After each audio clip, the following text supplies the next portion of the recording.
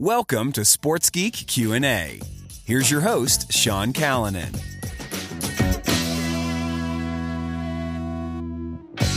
Yes, I'm Sean Callanan, and this is another edition of Sports Geek Q&A. Remember, you can send in your question these ways. Send me a tweet at Sean Callanan. You can submit them, sportsgeekhq.com/questions, or you can submit a question when you sign up for a Sports Biz Zoom call. I am actually stealing some of those questions and answering them on these Q&A episodes.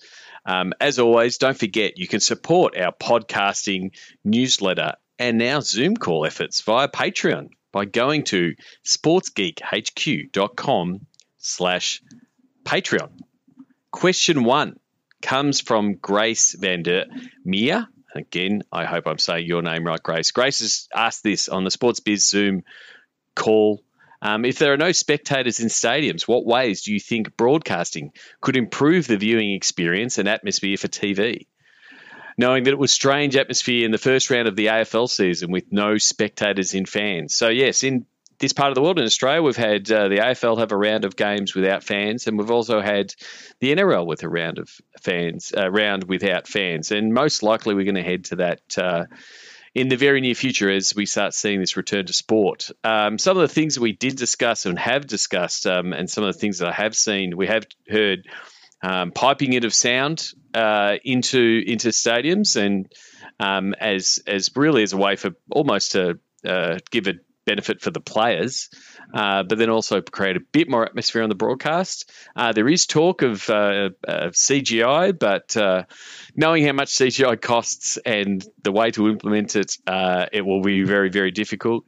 I do love, I think it was out of Germany, the cardboard cutouts of fans. I know if I was allowed, I would be buying a cardboard cutout to put myself in my seat where I'm meant to be. So I think there's potential for that. We have seen robotic mannequins. I think it was in Japan. I think there will be some things done in the broadcast to improve the viewing experience. I think it's going to be tough.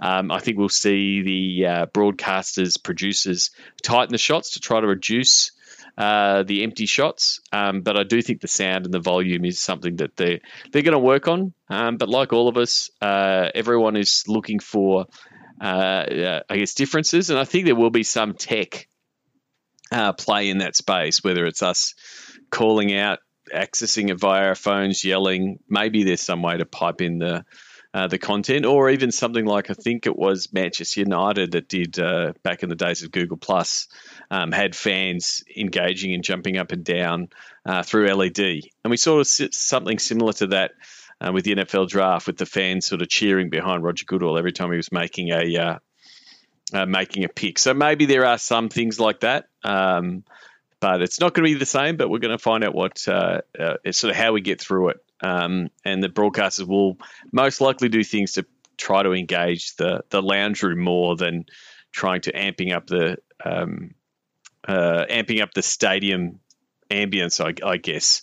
I think after this break and not having sport, I think fans will be just happy to see the best players out there playing again, and we'll probably put to the side, I guess, the stadium piece. And the other thing, sort of to add, and it's more on the commentary of what's potentially happening in the NBA, they might not do it in the biggest of stadiums. There is talk that the NBA will be played in smaller stadiums, which will allow for a different type of crowd shot. But if everyone, and I think everyone is listening to this, is probably watching The Last Dance, we're all quite happy to be watching the Dream Team footage out of Monte Carlo, which is over 20 years old. Almost 30 years old now. I think just being able to watch sport will be enough. But I'm looking forward to seeing what the broadcasters do and how digital can sort of play a part. So thanks for the question, Grace, and thanks for coming along to the Sports Biz Zoom calls. This question came in from Mia via Twitter DM. What are the typical skills needed to work in sports digital? So the first answer to that is all of them. I think to work in sports digital, you've got to be multifaceted and have multiple skills. And so when I'm looking at the skills, ability to write, ability to write articles, but also craft copy and those kind of things. I think the ability to put some words together is good. If you can get in front of camera and talk to camera or do audio, that was also an advantage. And then also knowing the platforms. I'm a big believer in diving into the platforms, knowing them really well for yourself, whether it's Facebook or Instagram or Twitter or TikTok.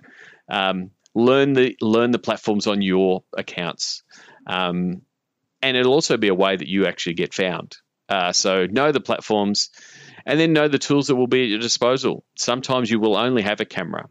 Sometimes you'll only have a phone. How can you maximize that phone? I'm not going to get into should it be an iPhone or should it be an Android. I can't do that in 10 minutes. I'm Team Android, just for the reference. But then also, what can you do with a camera? Can you shoot video and make it look good and fill the gap where needed? So again, I think it is ability to be pliable and that kind of stuff. And then I think it's a skill and something I've talked about a lot. To work in sports and to work in sports digital overall, you've got to put in the hard work and you've got to show a bit of grit because it's not going to be handed to you on a platter. You've got to be able to show that you can apply yourself and work an amazing amount of time and potentially be under rewarded. But it is quite rewarding to be part of a team in a team culture. So if you can show that spark and that grit to want the spot, then you will find a spot. But really polish your skills now on all the platforms. So when you do get the chance, when you get the keys to that big team account or that big league account, you can drive it.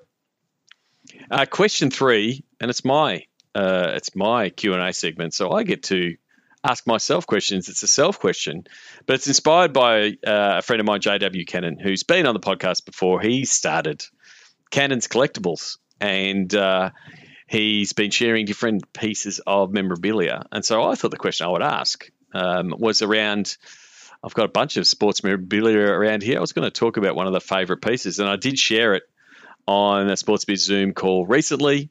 We're obviously all watching, second mention of The Last Dance. We're all watching The Last Dance, that era of NBA basketball in the late 80s into the 90s was my era. That's the era I've used growing up. If you've heard me talk or speak and talk about the digital fans and how they change, I use myself as an example. When I was 16, I was a massive Detroit Pistons fan. I'm a big fan of Isaiah Thomas. And one of my favorite pieces of memorabilia is an authentic piece of floor from the back-to-back champion Pistons. So I believe it. I believe it's a piece of the Palace floor. I do know some of the things that happen behind the scenes and what is authentic and not authentic, but please don't steal my dreams.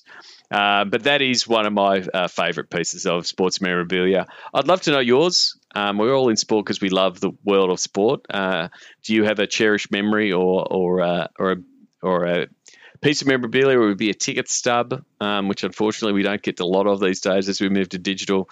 That is as a memory, whether it be as a fan or as working as part of the team. It might have been a really big win or a big playoff or final series. It might be a lanyard and the like. As always, thank you very much for the questions. Thank you very much for the questions when you are RSVPing for the Zoom calls. It does help me get those together and has the added benefit of giving me questions for this podcast. You can send me those anytime, either at sportsgeekhq.com/questions. You can send me an email. Sean at sportsgeekhq is how you can do it, or you can reach out to me on my socials. If these questions come from me from any different platform, there's every chance they could end up on this podcast. I really do hope you're enjoying this format. Like I said, it's something different, something short and sharp, and tries to get out in 10 minutes as I look at the timer as it ticks over 9 minutes. As always, appreciate your support from your listenership and appreciate all the reviews. If you like this content, if it is helping you in your job and you enjoy it, I'd really appreciate if you'd become a patron of Sports Geek. You can go to sportsgeekhq.com/Patreon and pledge your monthly support. Thank you for everyone who's done it so far. I really do appreciate it. Please support the businesses that are linked in this show notes. You can go to sportsgeekhq.com to find them every single time. Until next episode, my name is Sean Callanan, and you've been listening to Sports Geek.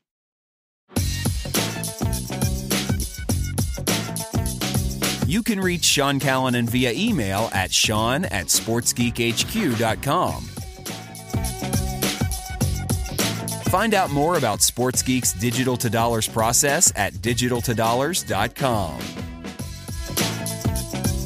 Go to sportsgeekhq.com for more sports digital marketing resources.